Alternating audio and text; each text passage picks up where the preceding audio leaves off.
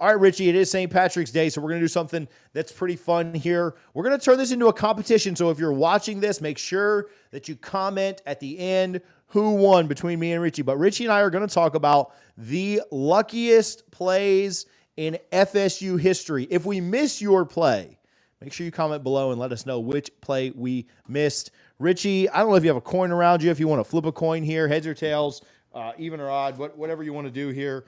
But we'll find a way for somebody to go first, and then we'll get after this. Actually, I'll just give it to you. You can go first. What's your luckiest play in FSU? Okay, so to be fair, these are almost all football. There's maybe one basketball that'll get mentioned at one point. I'm sure Richie will just take that early because he's the basketball guy. But we're going to see who can pick the better five. Richie, what's your first luckiest play? Yeah, well, I'll have TJ put on a graphic. We'll throw it on Twitter, let y'all vote. But the first one, my one's really easy. Rooster to Peter Warwick against Florida back in the 1998 game. Florida State was down 12-6 at the time. That was the difference between a pick six and a touchdown for Florida State, where it went directly through the hands of the Florida defensive back. Peter Warwick jukes the guy, gets in the end zone, scores a touchdown. Florida State wins the game 23-12.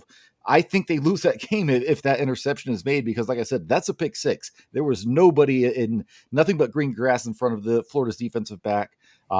Extremely lucky, and it helped Florida State reach the first of three straight national championship games.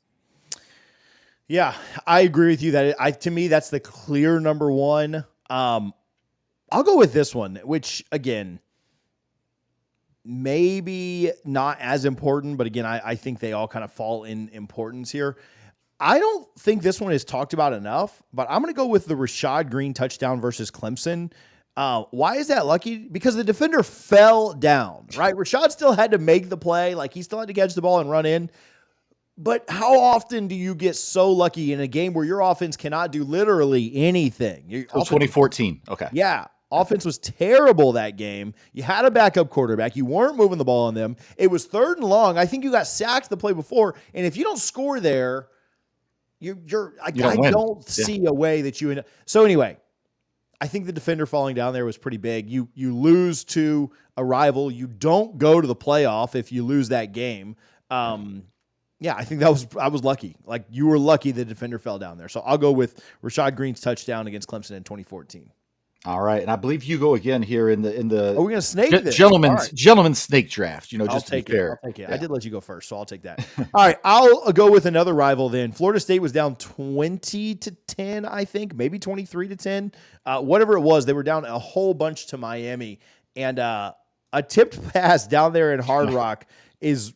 I don't want to say it's the only reason they won because it was 3rd down, and man, I don't know. It looks, if you rewatch it looked like I went back and rewatched it today. It looked like they had a defender kind of in front. Like they might have picked this thing off if it wasn't tipped up in the air by a defensive lineman and then fell into Carlos Williams' hand where he walks into the end zone for a touchdown. Yeah. The Miami players were absolutely distraught at that moment. We've had some bad luck go our way against Miami as well. And so it was kind of nice to have something go your way that was extremely lucky.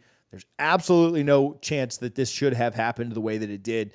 But Florida State gets the tip. Jameis throws the pass across the middle, tipped up in the air, falls into Carlos's hands. Florida State gets the touchdown. They end up, I think they cut that to 1 score when that happened. And obviously they ended up winning in the end. So I'll take another win over a rival. Thanks to the tipped pass. Yeah, that was 23-10 when that happened. So that made it 23-17. You see the Miami player just throwing his hands up as Carlos is running in. God, no. Oh, man, that's a good one. TJ alluded to it. I'm going to take it, man. Jacob Kurtz. Now, if you're a Florida State fan and you've never heard that name, that probably makes sense. He is the UF basketball player back in 2014 where Florida State attempted a shot at the buzzer to win the game. It was an air ball. He goes up to grab the rebound and instead knocks the ball into the hoop, an own goal to give Florida State a game winner as time expired. Yeah, I love it because Florida had won 5 games in a row, and it was the start of a 7-game win streak for Coach Ham and Florida State basketball against the Gators. I remember I had not yet met my wife. I was living in Orlando, but living with a roommate, and I just went nuts. And he's like, dude, are you okay? Because I was watching it in the bedroom. But yeah, that to me, if we're talking about luckiest plays, I find it harder to think of than a rival scoring it in your own basket to win the game for you as time expires. Yeah, no, I'm in complete agreement there. That I was going back and forth between, and I know basketball doesn't get the same love that football does, but I was going back and forth in my mind on if I was going with that one for the Miami touchdown or not. So yeah, I think you made a good call there. Snake Draft, it's you up next. Yeah, so the next one I'm going to go when we're talking about luckiest plays in Florida State history, I'm going to go with another non-Florida State player, David Gordon. He was the kicker for Boston College in 1993, who kicked a 41-yard field goal as time expired again against Notre Dame a week after Notre Dame beat Florida State. But that field goal, as time expired with BC knocking off Notre Dame, was basically cleared the path for Bobby Bowden and Florida State to win their first national title, because Florida State does not win the national championship in 1993 if Gordon misses that kick. So I think that was extremely lucky on Florida State's part. There's still some bitter Notre Dame fans because they beat us and they only had one loss that feel they should have won the national title. But guess what? They didn't. Florida State did. Bobby got it done. First of 3 for Florida State. I like that. I like that. All right. So for my next one, I'll go with the Jameis to Armand touchdown pass. And like, ridiculous. Jameis my favorite player ever. So whatever. But like, I don't care how many times he says like, oh, he knew what he was doing there. Like, that was still the luckiest play ever. The fact that that defender like turned around, it like skims across his back, finds its way through 3 guys. And Armand's just like, oh, wow, look, I kind of found this thing here. And ends up scoring a touchdown in a game that Florida State was down 21-0. Like, absolutely had to have that. If you throw a pick there, I don't think it was 21-0 at the time. I think it was 21-7 at the time, if I had to guess. But if you throw a pick there, you are in a whole world of trouble. Maybe it's 24-7. I don't know, whatever it was. Florida State had to score there. They absolutely did. And man, that's a big one for me. Rich, you remember that game? That game was insane. Yeah, I was watching at Bullwinkle's in Tallahassee because it was my best friend's bachelor party. We were going to New Orleans, so we spent the night in Tallahassee that Thursday because it was the Thursday night game. That play, 2 Louisville defenders ran into each other like right in front of Urban as well. Like, it was just, that play had no business working out the way it did, but just awesome play. I want to get right back to it, but first, let me give some love to our friend John over at gotspears.com. Right now, he is running a spring game special. If you're excited for the spring game coming up in just over a month, you can get a 6-foot Seminole spear for $100. Now, that special needs to be ordered online before the spring game in order to get the deal. Any spears that you go and get that day without pre-ordering will be regularly priced. That's $50 more if you don't order ahead. So make sure that you order your spears from gotspears.com. I've got one here personally. We have them out at every tailgate. So many FSU legends have them as well. Make sure that you get your spears from gotspears.com. I appreciate John for his support of this channel, and I appreciate my spear from gotspears.com. All right, and then my second one, I know this wasn't a year of fond memories, but 2018 did have one, and it was when Florida State played Louisville up on the road with 2 minutes to go. We had 2 timeouts. Louisville was on their own or on our 20. Could have run the ball twice or 3 times even, taking it down to about a minute to go, kicked a field goal to go up 7 and leaving us with no timeouts. They instead passed the ball on first down. AJ Westbrook jumps in front of it, which, great play by him. Florida State ends up coming back and winning the game. But why they were throwing there in that situation and throwing dangerous passes at that will always kind of mystify me. Florida State certainly didn't deserve to win that game, but you were a little bit lucky that Bobby Petrino was a little bit worse than Willie Taggart. And so, yeah, it's not as exciting as some of the wins against Florida and Miami and stuff, but that's my number 2 for this round. Yeah, and that was a game Florida State had to have. That's a good one because, yeah, they were lucky because if Louisville's smart, they were deep in Florida State's territory at that point. They were in field goal range already. They had no business throwing the ball there, and they just chose to do it anyway. So, yeah, whatever. Thank you. Man, so trying to think about my final 2 here, I got a couple. I'm looking at my list because I already did my list. I think I'll go with we always talk about turnover luck, right? Because turnovers are lucky. They just are. Yeah, there's some skill involved. You're taught to strip the ball or make a play on the ball. but we talked about this game earlier, 2014. I remember I think it was a Washington Post or one of those outlets had a headline. Clemson's Clemsoning was the most Clemsoning of all time after that game because Florida State was so lucky. Eddie Goldman stripping the ball there. The camera panning right to Sean McGuire saying, "Oh my God, we got the ball back." Yes, Eddie Goldman was a beast. He had one forced fumble in his career at Florida State, and that was that play. So it's not like he was always trying to, if he had like 4 or 5 forced fumbles, maybe I wouldn't say so. Skill was definitely involved, but the way that game was going, to your point, TJ, Florida State didn't beat Clemson. Clemson lost the game, but it doesn't matter because it's still a win in the win column.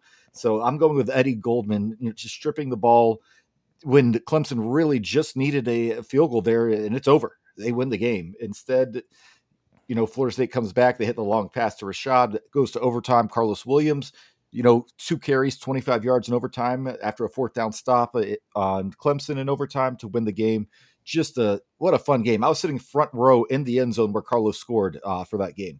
That was a blast. I wasn't too far from you then. I was right over by the band. So about 19 rows up. So in fact, that used to be my section. 119, 9, 1 and 2. So yeah, I agree. I mean, yeah, shout out to Eddie Goldman for doing his thing. Clemson's just got to hold on to the ball, man. Like that's all you got to do. You win the game. All right, last 2. I'll go with Jordan Travis's. I'll go Jordan Travis's dribble touchdown against Louisville. Now Florida State got absolutely mobbed in this game, and the game just was never close after this. But it was fun for a minute when he dropped the ball and just very conveniently dribbled it back up to himself, and then scores the touchdown. Now I don't think we scored again that day, but to me, I asked him about it. I asked him if Coach Ham had reached out to him about it, coming and playing for them with those dribbling skills or anything like that. And he kind of just laughed. And even he admitted like, yeah, I mean, I got really lucky there. So thank God that happened. But yeah, I think that was so lucky. And it worked out really well. That game itself didn't work out super well. So, I think I was supposed to go there, but I wasn't going to pick it. So it's not a big deal. Oh, you were going. You had 2? Yeah. Oh, I totally just snaking this. No, but I wasn't going to pick that one, so that's fine. I'm debating between 2. We should go back and forth on our last couple anyway, so that's fine. All right, so this will be my last one because I have Rooster to P-Dub. I have the UF basketball own goal. I have David Gordon, Boston College, eliminating Notre Dame from national title contention, and I have Eddie Goldman's forced fumble. My final one, I have a couple here. I'm going to make this a little personal. I've kind of told this story. It's been probably 2 years since I've told it on this podcast. Luckiest play at 2006 Florida State versus Troy. Football. The game's over. I'm just walking to the tunnel of the student section. Out of nowhere, I see Bobby walking through. He throws his hat into the student section. Someone in front of me tips it up, and I end up catching it. And I have a signed Bobby Bowden hat now because of that. That was my luckiest play in Florida State history, so I'm counting it. That is hilarious. All right, I'll go with a curveball that's not on our list. I'll go with the kick 6. I think Florida State would have won the national championship anyway, but I like that the kick 6 moved us up to number 1 so that we didn't have to be number 2 going into the national championship. Yeah. So I celebrated the kick 6 like it was our own team playing. So I know that was a play for Auburn, but yeah, I'll say that moving us up to number 1. And then I'll tell you, listen, I got a lot of confidence in Jameis. I got a lot of confidence in that team. And I think we would have won anyway. Don't get me wrong here. People are going to get mad that I picked this one, Richie, because they're going to say like, oh, you have no faith in us. Listen, I'm just telling you, I don't know that I would have loved Saban having a month to prepare for us. So, that's my take at the end of the day. If you don't think that that's a good take, then, whatever. But yeah, I'm glad that Saban didn't have a month to prepare for us. And I'll take the kick 6 as my. Yeah, I was actually I went to the Florida State game in Gainesville earlier that day. I was at a Balls in Gainesville. For our UF hate listeners right now, the Balls is an awesome bar, by the way. Watching the game, and the whole bar just went nuts when that kick 6 happened. And it's funny because Ohio State was upset a week later because I thought for a week it was going to be Florida State, Ohio State with a chance to take on Urban, and I think it was Michigan State who beat them. But yeah, it has a player ever TJ gone from the mountaintop of his school one game to the very next game everyone hated him, like Chris Davis, who just got abused on that final drive by Rashad Green and then Kelvin Benjamin in the end zone, because Chris Davis was the one who had the kick six and it will forever be remembered in Auburn history. But he's also the guy that cost him a national title when you think about it. Yeah, well, you hate to see it. You hate to see it happen. But more than that, you love to see it happen. So, all right, what did we miss? What were your luckiest plays? Happy St. Patrick's Day. Thank you guys for hanging out, and let us know down in the comments who won between me and Richie.